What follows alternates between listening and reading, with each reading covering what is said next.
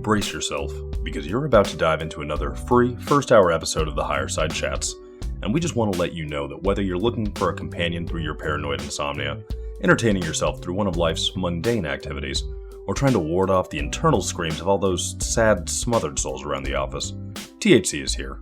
And you should know that every episode of the Higher Side Chats has an entire second hour for Plus members. Sign up at thehighersidechatsplus.com and you'll get years of Plus show archives, lifetime forum access, a special invite to Greg Carlwood's monthly joint sessions, MP3s of THC music, bonus episodes, tour videos, and 10% off t-shirts, grinders, and whatever else ends up in the Higher Side store. It's $8 a month that you won't miss, so become a Plus member and treat yourself in these troubled times. Always action-packed and commercial-free, which means you'll unfortunately never hear my voice again.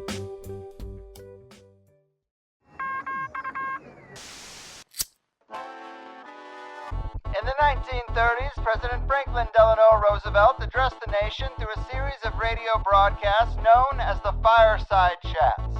His aim was to reassure the common man that our society would recover from its troubled times. Well, we're far from 1930, and I deal with a different kind of fire. For a new era of worldly frustration, we offer a fresh conversation. I'm Greg Carlwood, and these are the Higher Side Chats. Here we go again, Higher Side Chatters. How the hell are you? From sunny San Diego, I'm Greg Carlwood, and we're all well aware that we're born into a world where corporate behemoths rule the land. And whether we're talking about food, medicine, media, or really any other crucial industry, you can find a handful of companies steering their respective sectors towards private profit and away from public good. Typically, we see a shocking amount of regulatory capture and the government agencies set up to police them, a revolving door of corporate loyalists moving into watchdog positions only to take the teeth out of them and clear a path for their true masters, a slashing of crucial regulations, and even a suppression of scientific testing that might show concerning results, if they do the testing at all. It's a template we could apply many places, but few are as impactful or as world-changing as the introduction of genetically engineered agriculture. As if taking a page right out of the tobacco industry playbook, the billion-dollar players responsible have invested heavily in lobbyists, positive PR, and media mouthpieces to convince you there is nothing to see here. But one thing they don't have is the support of today's amazing guest, Stephen M. Druker. A true champion of the people, Stephen Druker is a public interest attorney who founded the Alliance for Biointegrity and initiated a lawsuit in 1998 that forced the FDA to divulge its internal files on genetically engineered foods. A telling trove of over 40,000 pages of memos, studies, and most importantly, warnings and concerns from FDA scientists that were ignored and suppressed by their superiors. Well, the contents of these freshly available documents became the basis for his crucial book, Altered Genes, Twisted Truth: How the Venture to Genetically Engineer Our Food Has Subverted Science, Corrupted Government, and Systematically Deceived the Public. A startling expose of an enormous fraud, in fact, quite possibly the biggest and most damaging scientific fraud in history. Stephen is also now a prominent commentator on the risks and regulatory issues of GE foods and has served on the food safety panels at conferences conducted by the National Research Council and the Food and Drug Administration. He has been invited to speak at many universities and has met with government officials worldwide, including the United Kingdom's Environmental Minister, Canada's Health Minister, and the heads of food safety for the UK, France, Ireland, and Australia. And in 2017, he also received a Luxembourg Peace Prize for outstanding work on behalf of the environment. So let's break it down. The activist, attorney, and the twisted truth revealer himself, Stephen, welcome to the Higher Side. Thank you, Greg, and thank you for that nice introduction. It's a pleasure to be talking with you in this Higher Side Chat. Thank you. And this is a true honor for me. Your book is required reading for anyone who really wants to get to the heart of this GMO issue, and it's just covered in an avalanche of praise from doctors and biochemistry professors, geneticists, engineers, and even Jane Goodall, who all pretty much say the same thing. Meticulously documented, irrefutable evidence, clear and ironclad logic. It really is impressive, and I figured we could kick this off with a little more context for that journey. Your introduction to the book is entitled How I Reluctantly Became an Activist. Can you tell us a little bit about the path that led to this lawsuit and ultimately these documents being released? Well, as the title stated, it was with reluctance that I actually got into this whole issue as an activist. I became concerned, basically, as the introduction explains, in early 1996, I began doing something that unfortunately not enough Americans or people anywhere were doing, and I began to learn the facts about this massive venture to reconfigure the genetic core of the world's food supply. And I had been concerned for many years with food safety issues, and I thought I was pretty up on them. But I was somewhat blindsided by the state of this massive venture, the massive ag biotech venture at that point, because I had no idea that there were plans underway, and in fact, crops in the pipeline about ready to be released with genetically engineered DNA. And I wanted to know more about what was happening. And as the introduction states, the more I learned, the more I became concerned. And it did become rather quickly apparent that there was a major gap between the claims that were being made by the proponents of genetically engineered foods and the facts themselves.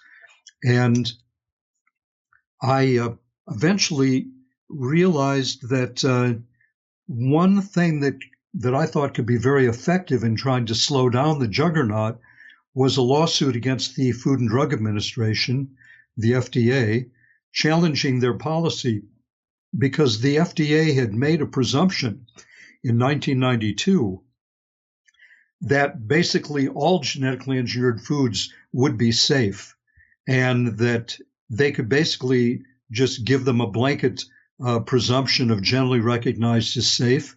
And they had pretty much given a green light for the manufacturers just to dump any GE food on the American market that they wanted to without having to go through any safety testing at all, and without providing labels to inform the consumers about the genetic configurations that had been done to their foods.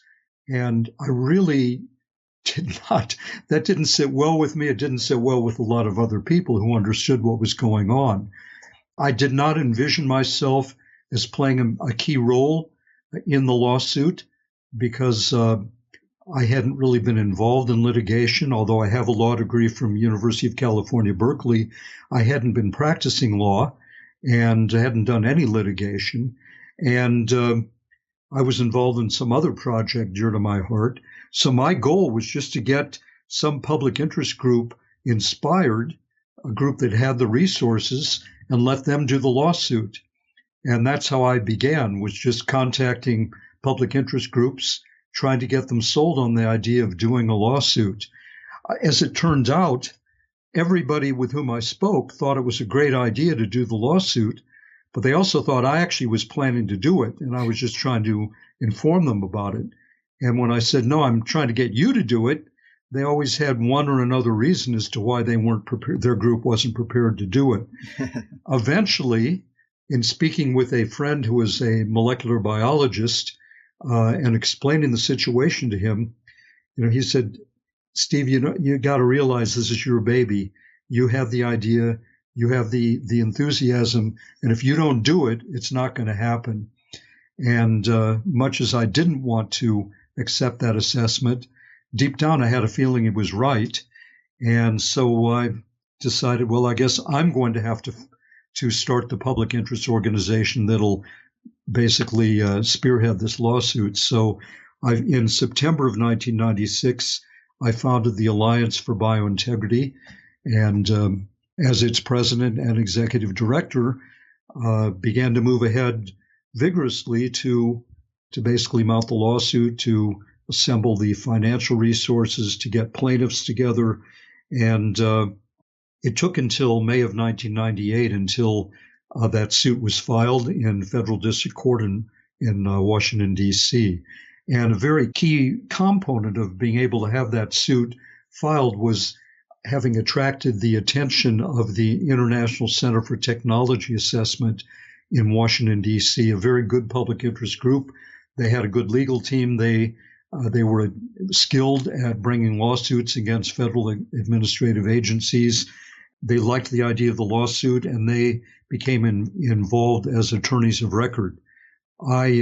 Besides organizing the main components of the plaintiff group and raising a lot of the initial funding that was needed, I eventually became involved as a lawyer too, and spent several months really in Washington, D.C., collaborating with that organization and doing some of the important research on the food safety issues and helping write the legal documents and the briefs that were filed with the court. Mm-hmm.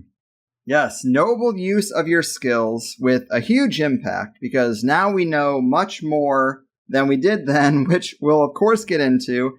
And as well as reading your book, I've also heard some of the presentations you've given, and in one instance, you started it by asking people to imagine a miraculous situation in which everyone's opinions on GMOs becomes consistent with our best scientific knowledge rather than the rhetoric, because then we'd all be concerned. And I really love that, because the criticism so often hurled at GMO skeptics is that it's our arguments that are not scientific, and we should just defer to the experts. Help people understand how that is actually backwards. Right. Well, thank you for listening to some of my presentations. And you're right, that's the way I've begun several talks. I think it's effective because, as you say, what we continually hear through the media is that there's a tremendous scientific consensus and that all the science is on the side of the safety of these foods, and that one hears scientists complaining time and again that, if scientists who propound these foods, who advocate these foods, if only the public understood the facts, then there wouldn't be any of this opposition, and that if the public were adequately informed, all the opposition would disappear.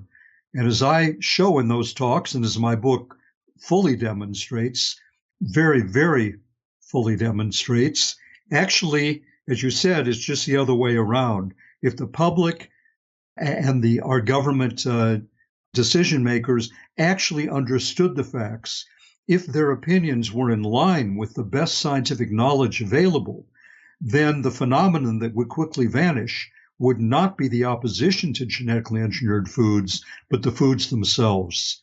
And that is why, despite their, purporting to want to educate people, the proponents of genetically engineered food, whether they're in industry or in science, whether they are in universities or scientific institutions, if they're pushing genetically engineered foods, then they almost always are misrepresenting key facts and at minimum suppressing key facts. And instead of educating the public, as they claim to wish to do, they're actually keeping the public in the dark to a significant extent, and often significantly confused and misled. And it's one of the major themes of my book, that this massive venture to reconfigure the genetic core of the world's food supply, although it purports to rest on solid science, actually rests on ignoring science and to a large extent subverting science. And it really rests on a foundation of falsehood and fraud. And it could not stand an honest airing of the facts. It would quickly collapse. Mm-hmm. Very well said. And exactly as you just mentioned, your book does cover a lot of ground, but you do say the key fraud in all this, in plain language, is that as genetically engineered agriculture was being developed, the memos and the warnings of FDA-employed scientists in the lab were suppressed by their superiors, who lied and said these foods were different in no significant way. And I really want people to understand that point. Can you elaborate on some of the evidence for that maybe came through in those documents that were disclosed? Sure. And I mentioned that that was the key fraud, and it was, because as I mentioned earlier in this chat, it was in May of 1992 that the U.S. Food and Drug Administration basically got the jump on all of the other major food regulatory agencies in other countries and became really the first major, to my knowledge, the first major governmental food regulatory agency to take a public position on genetically engineered foods. And they declared that there was basically an overwhelming consensus within the scientific community that genetic engineering is essentially as safe as traditional breeding techniques in creating new varieties of foods, basically at least as safe, if not safer, than just pollen-based reproduction through naturally available sexual pathways, which is the way farmers had been producing new varieties for millennia, just letting it happen through pollen and natural reproduction. They said even that, the genetic engineering, is essentially no different and at least as safe. They also stated that the agency was not aware of any information showing that foods produced through genetic engineering techniques differ in any uniform or meaningful way from other foods. Now, that was an outright lie because, as you've mentioned, on discovery, early on in the lawsuit, the FDA was compelled to hand over all of their internal files relative to their policy on genetically engineered foods. And I think in the future, I'll just be often referring to them as GMOs. It's shorthand, but I mean by that, when I say GMOs in the context of this broadcast, I mean genetically engineered or genetically modified foods.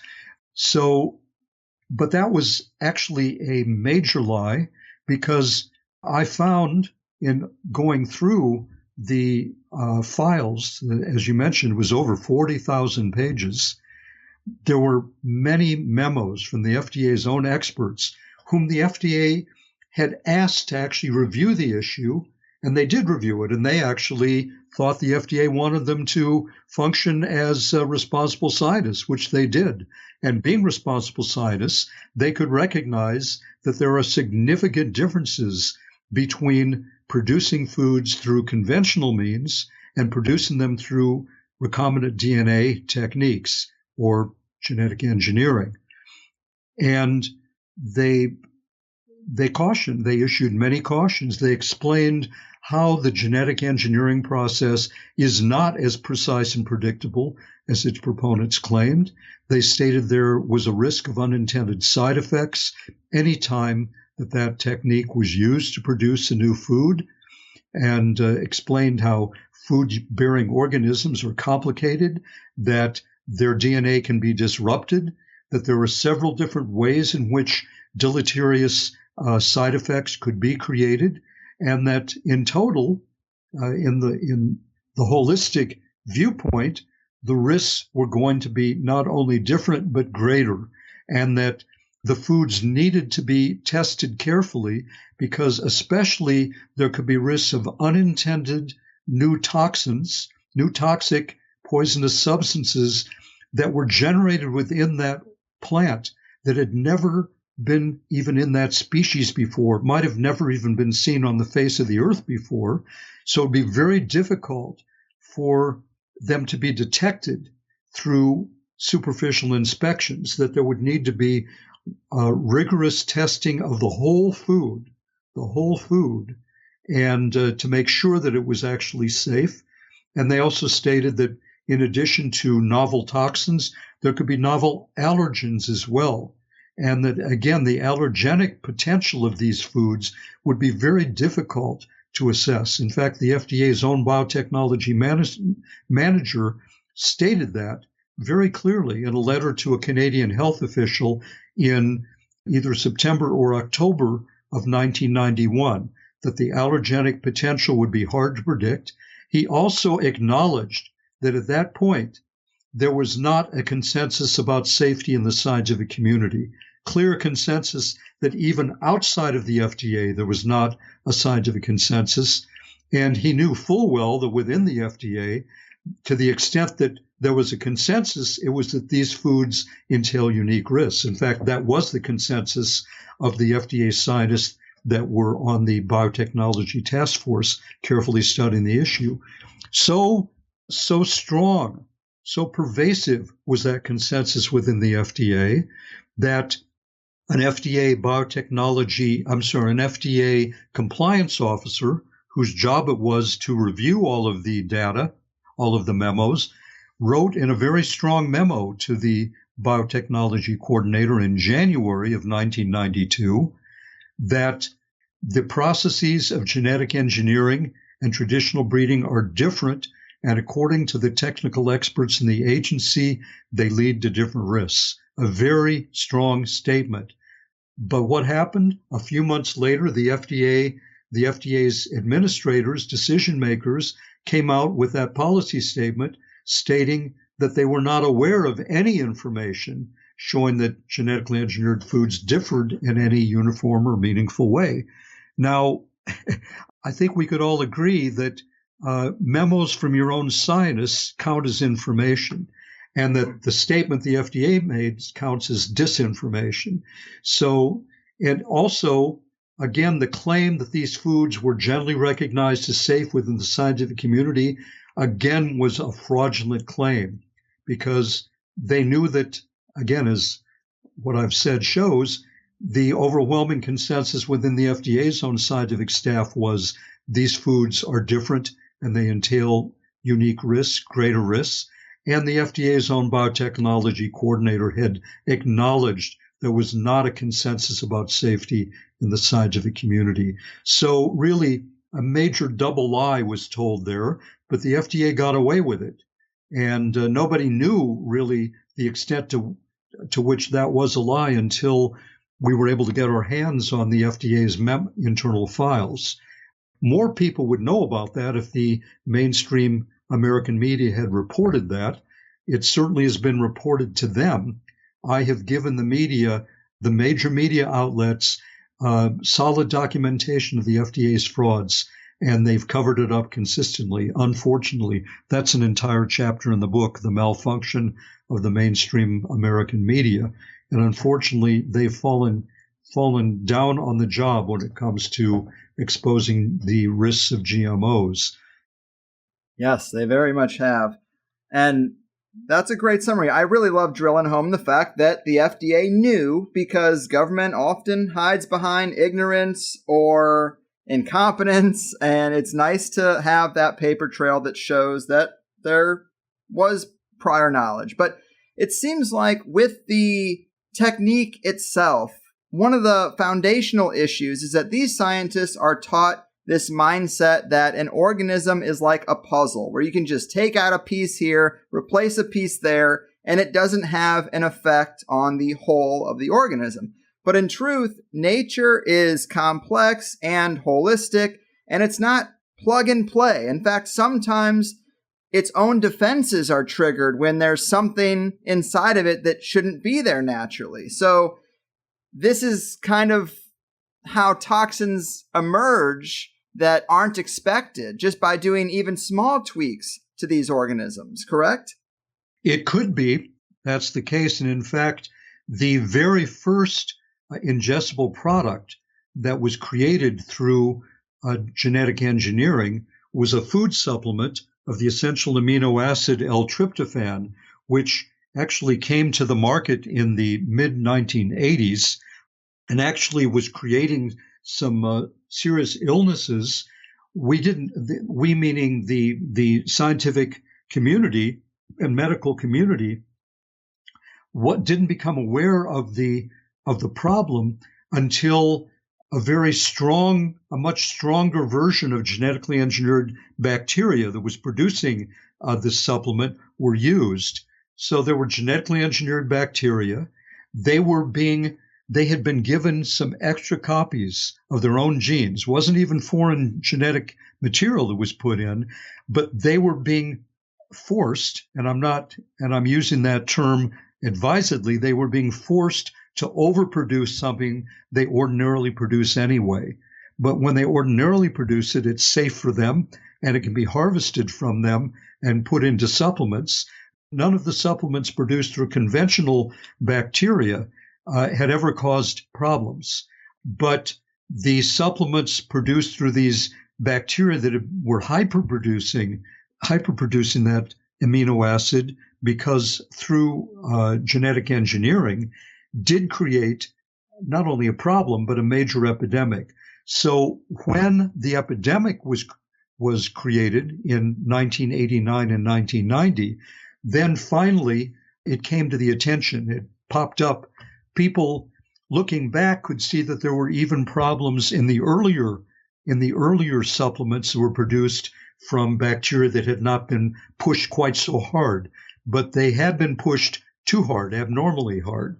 But when they really jacked it up, really hyperproduced, were forced to hyperproduce, that's when the problem reached epidemic proportions. Now, getting back to your initial question, that was, compared to most genetically engineered foods, a fairly minor tweak, because as I said, it was just extra copies of the bacteria's own genes that were used in synthesizing the L-tryptophan. The thing that was different was they were being forced to produce it much more rapidly than they usually do and in much greater quantities. And that apparently, the best scientific evidence points to that as having created a destabilization in the bacteria's metabolism that led to the creation of some unusual contaminants, at least one of which was highly toxic at a very low level of concentration. In fact, another sobering fact is those supplements, those L-tryptophan supplements, were refined products. They weren't like whole foods. They were refined and they were tested to be pharmacologically pure. Their level of purity was such that even had there been toxic contaminants, they should have been at such a low level of concentration that they shouldn't have caused any problem anyway. So from the standpoint of pharmacology, those supplements were pure. But from the standpoint of the human consumers, or thousands of them, they weren't. They were toxic. They killed dozens of Americans and seriously sickened between 4,000 and 5,000, according to the most recent estimates of the Center for Disease Control. So they were not at all benign, even they were pharmacologically pure.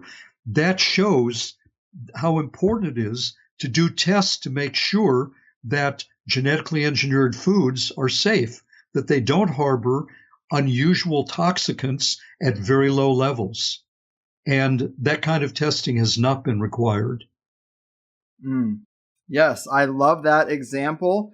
It's one of the strongest points that I learned about from digesting your work, because you always hear that there's no evidence that GMOs can be harmful to humans. Well, except for this first genetically engineered product to ever hit the market, which made 5,000 people seriously sick and hundreds of people still haven't recovered from, like they'll just never be the same. And as you said, this is a pretty simple version of genetic engineering. And it's like, what does that really say about the risks of crossing genetics or species that shouldn't even be in the same category if you have problems at even this base level?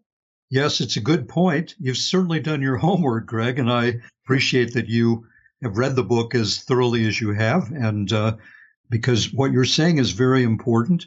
And if I can amplify just a bit more on my points, the genetically engineered food crops, even if and rarely are they just using genes from that species only, even if they were, that could be a problem, because just about every genetically engineered food on the market is being forced to overproduce at least one product, and usually more, one gene product. So, and usually these genes are from foreign species, genes that have never been in that species before. And we don't know what a safe level of production of that gene is within that species, but certainly they are being forced to overproduce at a level that would raise concern even if it was just one of their own genes. Even if we didn't add any gene, but just forced one or two of the native genes to overproduce like that, that would entail a food safety risk. So we've got that risk really multiplied, amplified, because not not only are one or more genes being forced to hyperproduce in these genetically engineered foods, we don't really, those genes, as you said, haven't been there before for the most part, haven't been in that species. So that can create additional problems in several respects. Right, right. And let me also ask you about the typical pro-GMO talking points that you have to combat, because I'm sure they're the same arguments that some of us that are listening are going to get into or hear when we have these conversations with friends and family. What are some of the things that you hear most often, and how do you respond to them? Well, one of the things, of course, is the claim that the FDA has carefully tested these, because often the claim is the FDA has been doing careful testing, or at least rigorously regulating them, and they say they're safe. Well, of course, the FDA actually, first, we know the FDA has been lying repeatedly. They lied about the L-tryptophan incident as well. They were one of the biggest liars that actually allowed the genetic engineering juggernaut to continue, because if the facts on that epidemic had come out, it would have really slowed everything, probably would have stopped the whole genetic engineering food venture in its tracks. But the FDA, through a series of frauds on that, was able to create a lot of confusion and fool people. And they were working hand in glove with the industry, it appears, but they were certainly doing the industry's work for them. The FDA, by the way, I should note, has admitted in writing that it has an agenda to promote biotechnology. So it admits that, and it has had that agenda since the 1980s during the Reagan administration. And every successive presidential administration in the United States, whether Republican or Democrat, has continued to push the promotional policy for the federal executive agencies, for the FDA, for the USDA, for the EPA. They have all pushed it very strongly. So, and that is documented. I'm not making that up. It's not some wild conspiracy theory. The FDA even admits that they have the policy to promote the biotechnology sector. And they've done an excellent job of promoting it. They've fallen flat on their main responsibility, which is to protect the safety of our food and to behave in a scientific manner and uphold ethics. They've been lying, they've been ignoring science, and they have sided with the biotech industry instead of the American consumer. And those are facts. They're backed up in the book. So you hear that a lot. People actually think that the FDA has been actually doing tests. They're not doing any regulation on these foods at all. They're not requiring any tests to be made on them. They certainly aren't performing their own tests. And as the FDA's own biotechnology strategic manager once admitted in writing, what the FDA is doing when it does voluntary consultations, it encourages Monsanto and DuPont and the other manufacturers to voluntarily consult with it about the various foods that they want to release on our market. But that's a smokescreen. It's to then give the industry the right to brag. See, we've actually gone through FDA regulation, but it's not regulation at all. It's voluntary. And as the FDA's own strategic manager has admitted, it's not a scientific review at all, because the FDA doesn't even require original test data. They basically let the Monsanto give them whatever they want to give them, and they don't even formally approve of the food. They just state, we understand that you think your food is safe. So it's a sham process to give the illusion that there's some real regulation going on. And again, it's bamboozled a lot of people. So that's one claim that I hear a lot. It's easy to refute if people actually want to listen to the evidence. And many people are so close-minded they don't want to hear the evidence. Another of the claim is that there's a overwhelming consensus within the scientific community that genetically engineered foods are at least as safe as conventionally produced foods, and that this consensus is as strong as the scientific consensus that the climate is warming and that human activity is playing a significant role in that. That's just not true, because whereas not a single, to my knowledge, not a single respected scientific organization, independent scientific organization, has dissented from the consensus opinion about global warming within the scientific community.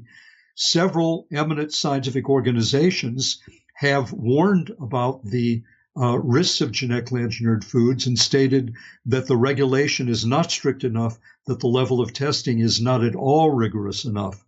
And one of those organizations is the Royal Society of Canada, that nation's premier scientific organization. It's their National Academy of Science. In 2001, a panel of experts of the Royal Society of Canada released a very long, comprehensive report on genetically engineered foods titled Elements of Precaution, and they made the case for a much stricter precautionary approach than the Canadian regulators were then implying, or that the EU was then employing, and far stricter than the US, which of course didn't require any regulation at all.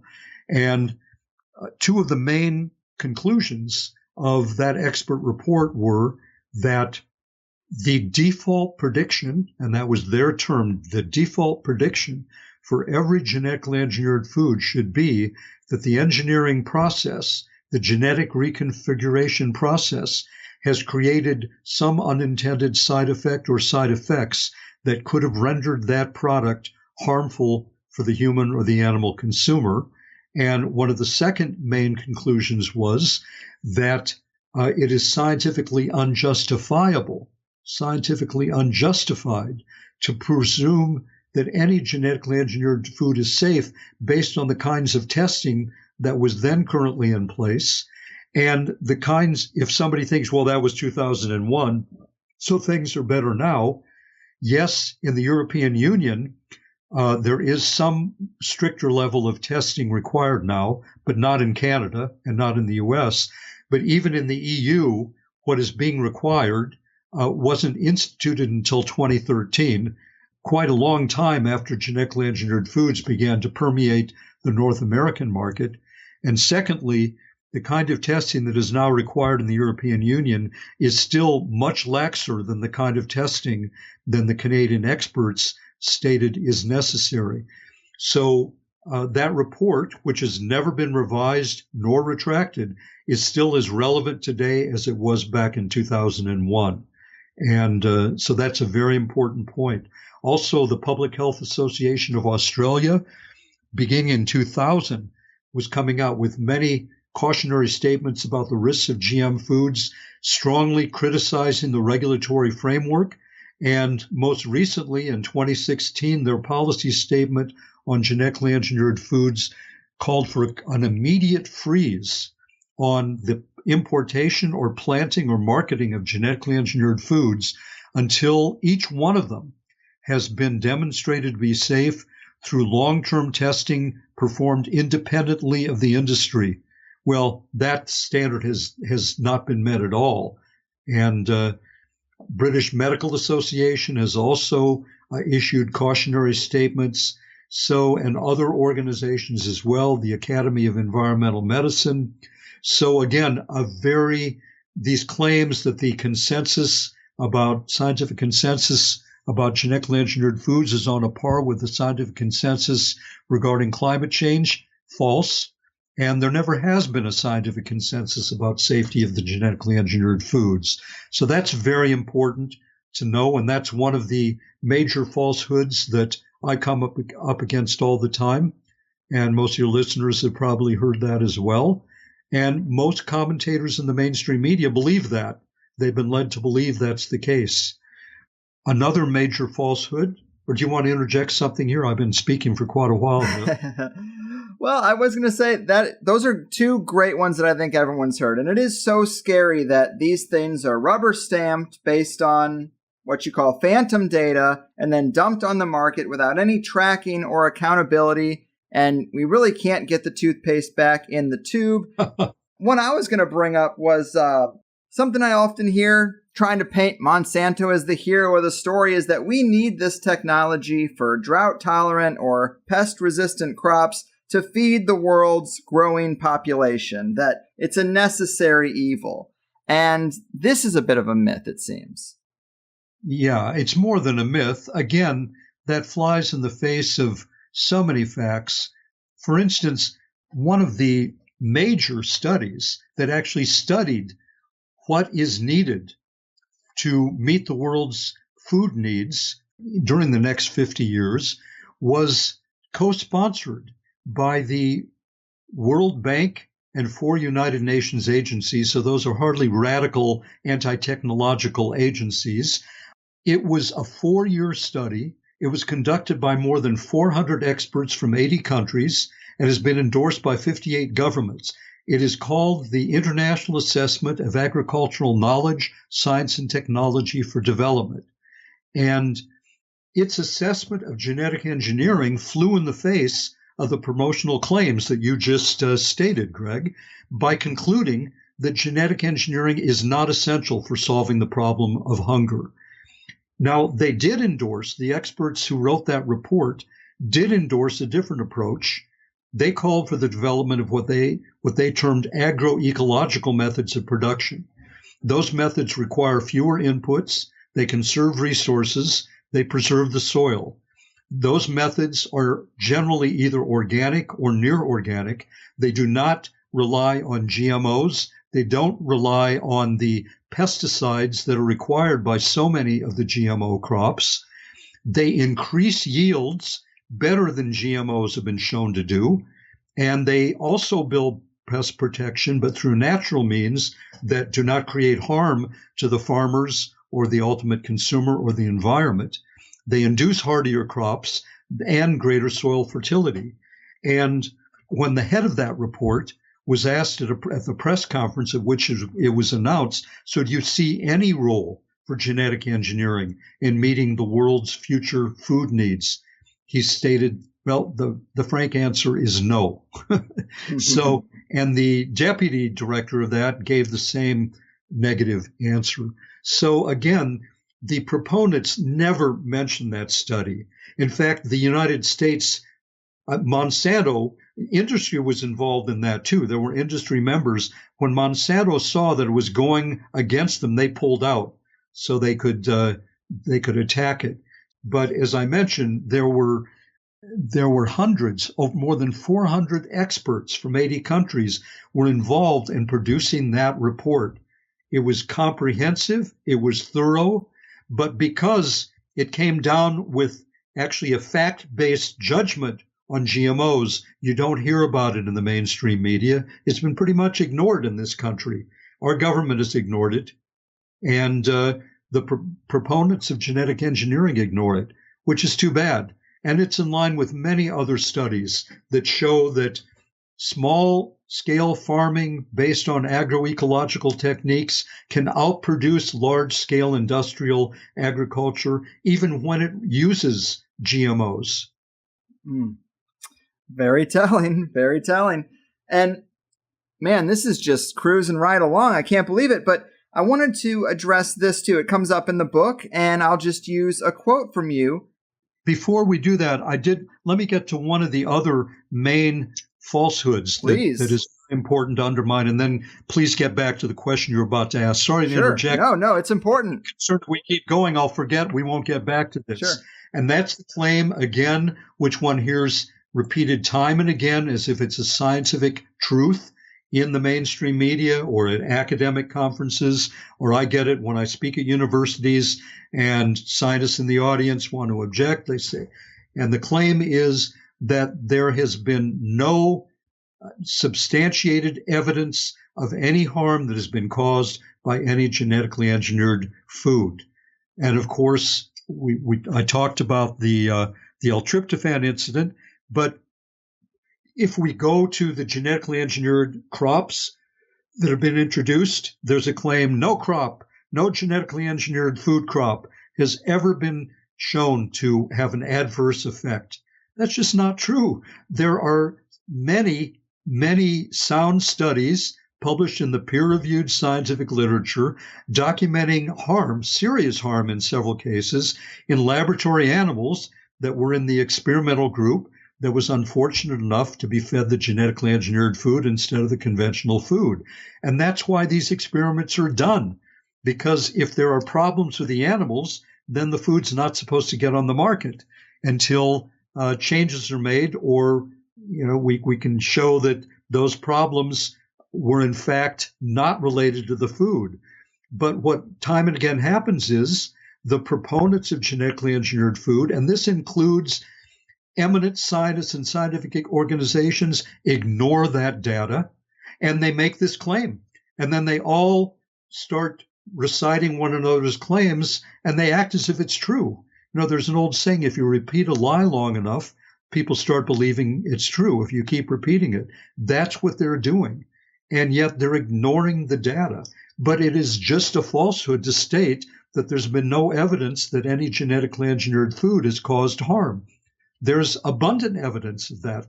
And many of the studies that claim that a GMO food didn't cause harm have been shoddy studies that were not conducted with the same level of rigor as many of the studies that did show harm. So it's very important that we understand what the data does show, and that these claims of no harm has been documented are exposed for the falsehoods that they are. And I want to make another point before then you can ask that question you were about to do when I interrupted you, and that is that one of the key points of my book is that the main misrepresentations that have enabled the genetically engineered food venture to not only advance but actually to survive have not come from Monsanto and DuPont and Syngenta.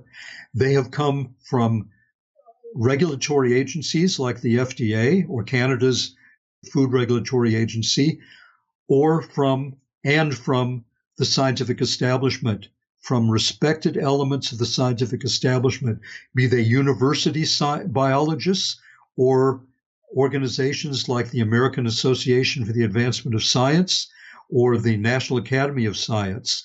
And I know that's hard for a lot of people to get their heads around. How could the National Academy of Science be misrepresenting facts? How could they be trying to suppress evidence and confuse the public? Unfortunately, that's happened. That has been happening, and consistently through the National Academy of Science, and my book documents that. It's a sorry state of affairs. I wish it were otherwise, but it's not. And my book documents that sorry state of reality. Yes, very important point. I'm really glad you mentioned that and that we squeezed it into the first hour, because that's a real aspect that I found super interesting, because I have a tendency to always go to the corporations, DuPont, Monsanto, Bayer, because they're the producers and they're also the profiteers. And honestly, it's hard to parse completely when they have so many executives going back and forth between corporations and government. But that's an interesting thing you bring up, that the most serious misrepresentations actually come from the scientific institutions. It's odd because we know what Monsanto's incentive would be to lie. It'd be money. But what are the motivations from these scientific institutions? Okay. And again, it's important to point out Monsanto and many manufacturers have been behaving very badly. It's just if the scientific community did not back them up, if the scientific community actually exposed the falsehoods for what they are, as the scientific community has been doing admirably in the case of climate change, they've been exposing the misrepresentations of the fossil fuel industry and the other industries that are, threatened by exposing the facts of climate change. But it's very different, unfortunately, in the case of GMOs. And that's why it's so dangerous, the GMO juggernaut, because you've got the scientific establishment aligned with the major corporations. So it's scary. What is their motivation? Well, there are mixed motivations. As my book documents, many scientists who are members of the National Academy of Sciences or have important positions do have financial conflicts of interest, because with the advent of genetic engineering, biologists were able to patent, gene or that gene, this kind of change, this crop. And so then they get a financial stake in a biotech company, or that way, or if not through ownership, then they can get lucrative consulting contracts. And this has happened too. But there are many cases in which scientists do not appear to have any financial conflict of interest, but they still are pushing GMOs and have lost sight of ethics and have actually been acting as spin doctors and sometimes worse. And it's difficult to understand the psychology. My book goes into that a little. But the main thing is we don't need to establish motive. It's not like trying to establish that somebody's guilty of first-degree murder where you have to show their state of mind, premeditated. I don't have to show the state of mind of any scientist. All I have to show is their statements that are contradicted by hard evidence. Okay, so I've shown that in the book. So their motivation is irrelevant for that point. But obviously, we want to know, how could it have happened? And a lot of it is arrogance, I believe. A lot of it is scientists thinking, we know better, we can do this, and feeling somehow invested psychologically in this venture. Because remember, in climate change, they're not invested in it, except maybe a few scientists who might have by now invested in solar energy or something. But what I'm saying is the climate scientists, the people doing climate science, they're just trying to act as scientists, and they're not pushing a technology. Whereas genetic engineering became identified as this great scientific revolution. And I think to that extent, scientists then were made to feel that they have to stand up and defend it. And there's been a lot of propaganda going around that have convinced scientists of that. And it's difficult to fight back against it because they think that there's some equation between defending GMOs and defending science. And that does not happen. In fact, if science were truly being defended in this issue, if the facts had actually been told and had been fully and truthfully communicated, and if good scientific research had been performed, and if the good research that has been performed hadn't been trashed out or suppressed, genetically engineered foods couldn't have been on the market today. I wouldn't have had to write the book. And that is a problem. And that is why one of the eminent biologists that wrote a very strong recommendation for my book, Philip Riegel, stated that what my book shows is that what's at stake is not only the safety of our food, but the future of science itself. Science has become corrupted to a very large extent, and it has to stop. And so I always am amused if I speak at a university and somebody from the audience tries to accuse me of being anti-science, and I said, I'm trying to defend science. Are you saying that by trying to bring out the facts, I'm somehow assaulting science? That's a sorry state of affairs if somebody who's trying to bring out the facts is actually accused of being anti-science. Because science has to be, you can't represent science if you're misrepresenting the facts. Yes, cheers to that. That's definitely a theme around here. And blind trust in scientific authorities is an issue surfacing in many sectors, as that quote you just read is indicating. And I'm glad we took the time to get a couple more arguments out there, because helping people have the conversation and have convincing arguments and truths in their arsenal is very important, because it's not enough to just be right. We have to be persuasive as well. So I think all that is great context. And before I let you go, what is next for you? Are you working on other litigation, other books, any other activist projects on this particular subject? Well, not other litigation at this point, although many people have urged me to do that. My main focus has been on trying to get key people in the academic community or the regulatory community or the intelligentsia to understand the facts, and meeting with people and giving talks at universities and at conferences. And there are some very hopeful developments on the horizon. I can't discuss them right now, but some things that could make major turnarounds. And so I'm hopeful. I'm also hopeful that many of the people listening now will want to arm themselves with the evidence so that they can be stronger when they get into debates and arguments with Uncle Fred or some cousin who's a biologist at some university. And because my book is really a great resource filled with facts, and not my opinion, but solid facts and opinions of eminent scientific organizations or the opinions of the FDA scientists. And so I hope that more people will read it too, because everybody has influence. And the more people that know the facts, then their influence spreads. And eventually we're going to reach a tipping point where the truth will triumph. Hear, hear. And it is the family holiday season after all, so important to keep these things in mind. Well, thanks a lot. This has been really wonderful. Please leave the people with links or social media info or anything else they should know about following up on your work. Okay, well, again, the name of the book is Altered Genes, Twisted Truth. Jane Goodall wrote the foreword, in which she states it's one of the most important books of the last 50 years. And there are many endorsements of other scientists praising the book's solidity and importance. The website of the Alliance for Biointegrity has a lot of good information, www.biointegrity.org, biointegrity.org. And you can read copies of 24 of the FDA's key memos up on that website.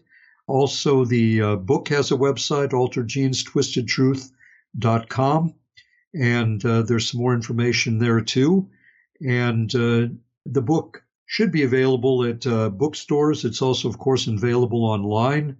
And again, I leave you with what I think is a hopeful message, and that is that I want science to prevail on this. I want the facts to prevail. And if those things happen, if the science prevails, if the facts prevail, then the problems of genetically engineering, the problems of the GMO venture will vanish very quickly. So again, there should not be a perceived dichotomy between science and concerns about GMOs, because the more people understand science and understand the facts, then the greater reason there is to have concerns about the risks of GMOs. Agreed. Well said. Amazing work. I loved the book. It was great talking to you. You are the man. Keep fighting the good fight. Thank you so much, Greg. Well, it's the end of the world as we know it, and I feel fine. Stephen Druker, powerhouse guest on the GMO issue, and something we haven't talked directly about in some time. Marion Nessel was really great, but that was more about deceptive corporate food marketing and twisted nutritional science. The last time Joseph Farrell was here, we did touch on GMO politics a bit in the Plus show, but that was more about how the Confessions of an Economic Hitman template is now being rolled out in places that are trying to push back against the GMO takeover and are trying to preserve their food sovereignty. You know how it goes. They coerce smaller nations into predatory loans like they're naive college freshmen trying to get a free Frisbee for the tailgate party. And then when these countries can't pay the loans, they say, hey guys, don't worry about it. Just let Standard Oil drop some rigs here and we'll call it a deal. Which is what they really want anyway. They don't actually just want the loan repaid. That's no fun. And of course, if these nations resist, then they send in the riot starters and get a coup d'etat a-brewin'. And now that's going on in places that want to get GMO crops out and they want to start organic seed banks and all that. This is actually a very big deal. I'm waiting to find the book that really drills it all home. I could see Dr. Farrell writing it, or I could see it coming from F. William Engdahl, who wrote Seeds of Destruction and is very knowledgeable about international geopolitics.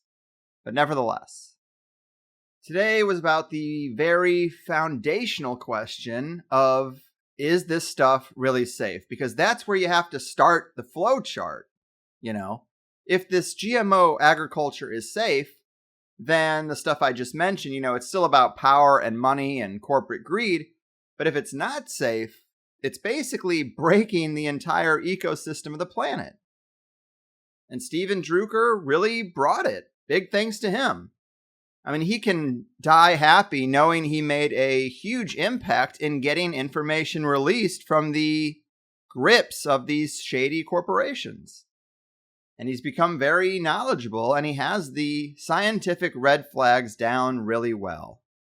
And a major reason I wanted to do this show is because I think even I was a little swept up in that argument that GMO crops in general are safe. It's just these ones that are made to be resistant to glyphosate that are the actual issue. And I thought of it as one of those situations where we have a very acute problem and it's hiding under a larger terminology that gets everyone mixed up, because we've seen that tactic before too. But no, it's not just glyphosate, though that is a huge issue. It's actually many of these lab-altered frankenfoods, maybe all of them. Because, and I think this filters into ether physics and the complexity of our holistic system, but when you inject unknown components into a compartmentalized piece of the system, say a tomato, the organism recognizes something foreign and then seems to create toxins or puts out an immune response that seems to emerge out of nowhere.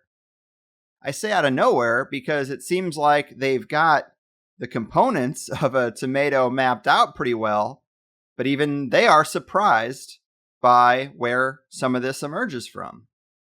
I mean, I'm clearly not the scientist, but what I got out of this with, say, the toxic tryptophan incident was that even if you just throw off the natural ratios, the system tries to self-correct and produces things that are unexpected and harmful to consume.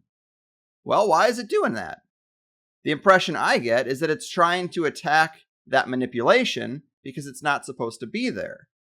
So I hate to throw out the baby with the bathwater and all that stuff, but it seems like I've seen enough examples to just say, don't do it. Even something as simple as a fruit is not like a car where you can just switch out parts. And I say it relates to ether physics or even spirituality because I get this hunch that part of the issue is that everything is connected at levels of existence that we don't see or even really acknowledge in the mainstream. And it's these trains of thought that actually do get me thinking about biblical stories like the flood. Sure, these stories have been used and tweaked for maximum control effort, and maybe they were made up out of whole cloth too, but I do think it's provocative to look at where we are now, all our tweaks and changes and abuses of the natural order, and it really is beyond us. And when you do these things at this insane corporate scale, they can screw up everything. And maybe that supreme consciousness in the sky does wipe the slate clean and reset. Indigenous cultures talk about appeasing or upsetting the gods all the time. And it's not like the clouds part and Ra comes down and starts blasting away. The gods, or whatever is out there, just act through the system. They act through nature. So if the climate does turn towards something inhospitable, something actually hostile to human life, did we anger God? I don't know, but for me, the best context for biblical stories is that they are warnings from the last time humanity was straying too far from the game that this whole thing is set up for us to play. And then you can factor in the jealous angels and spirits whispering in the ear of man, "Nah, it's all good. This CRISPR technology is going to be great. Come on, Silicon Valley, we can digitize the world." You know what I'm saying? They're egging us on. And then I start to get intrigued by the wisdom in these stories that are thousands of years old when I look at them as warnings that we should enjoy this place, but don't go tinkering under the hood so much. And these stories as warnings would not be nearly as compelling if tinkering under the hood didn't have all these negative consequences every time we see it. You know, the stories wouldn't work if this wasn't exactly what we're doing.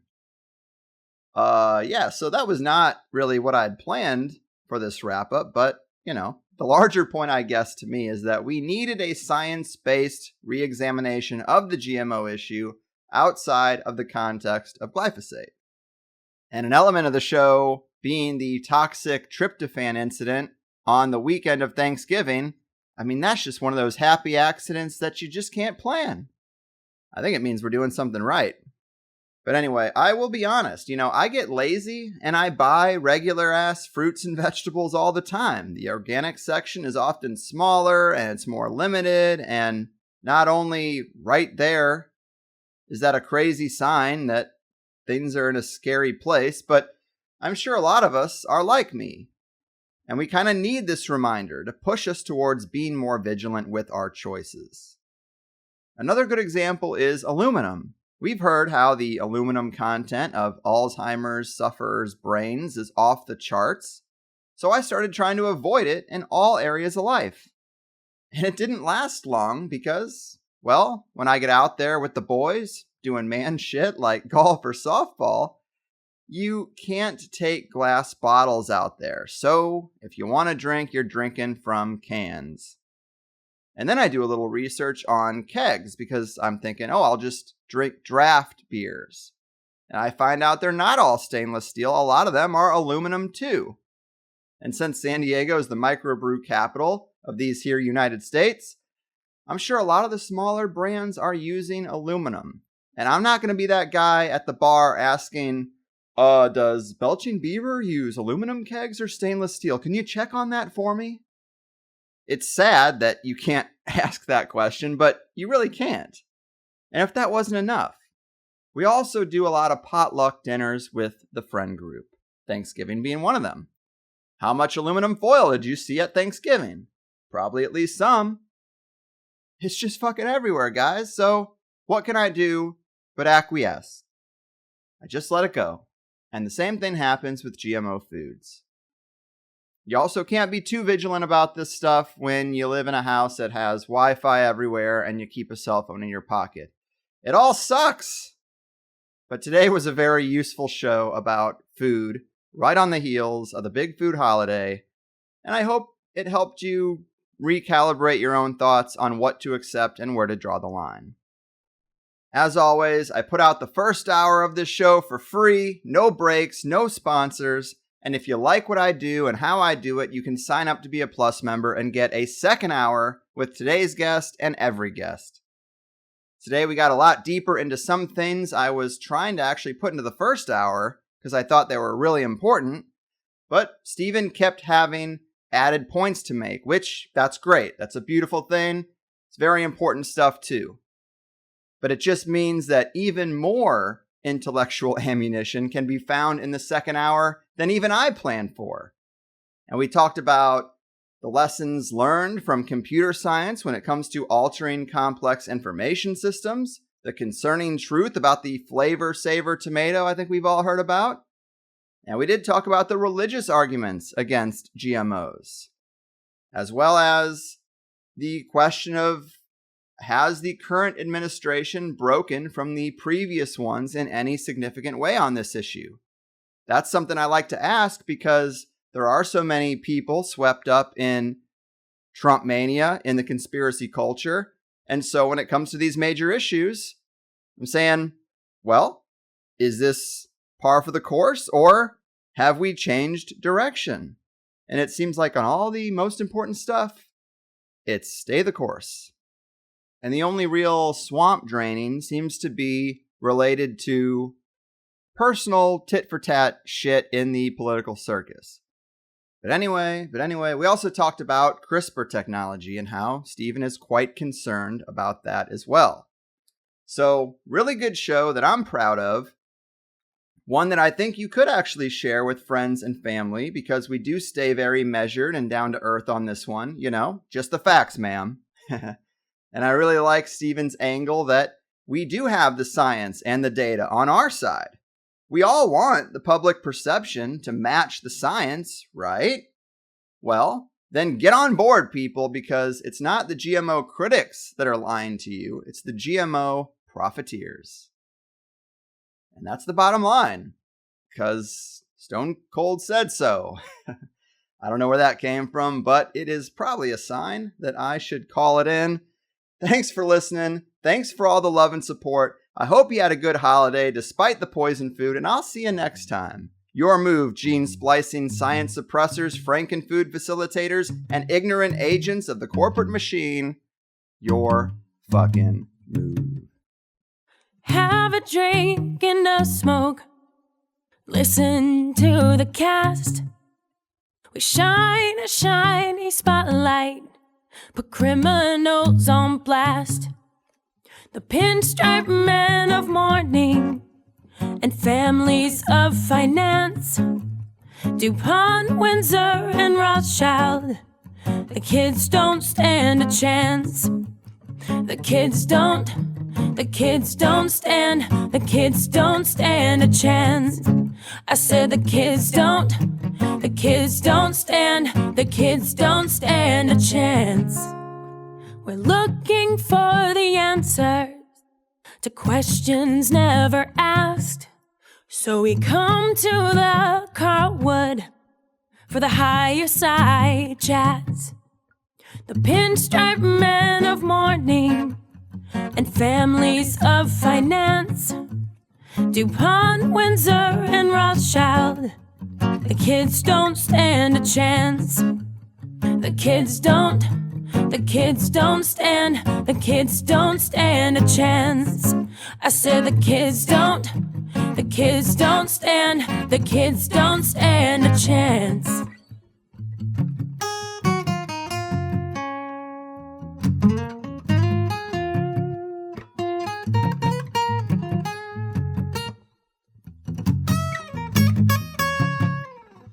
Involved in shady business, we try to get a glance.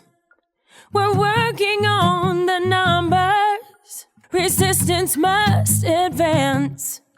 The pinstripe men of mourning and families of finance. DuPont, Windsor, and Rothschild. The kids don't stand a chance. The kids don't stand a chance. I said the kids don't stand a chance. The kids don't stand a chance. I said the kids don't stand a chance.